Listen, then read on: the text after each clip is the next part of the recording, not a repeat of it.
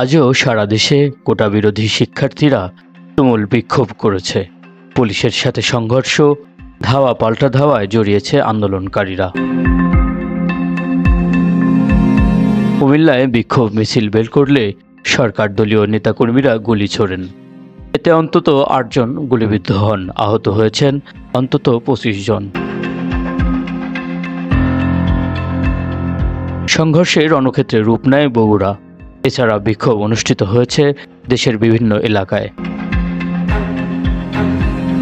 পরিস্থিতি শান্ত করতে বৈষম্য বিরোধী ছাত্র আন্দোলনের সমন্বয়কদের সঙ্গে আলোচনায় বসার প্রস্তাব দেয় আওয়ামী লীগ, কিন্তু সে প্রস্তাব প্রত্যাখ্যান করে ঢাকা কেন্দ্রীয় শহীদ মিনার থেকে শনিবার সরকার পতনের এক দফা ঘোষণা দেন সমন্বয়ক নাহিদ ইসলাম।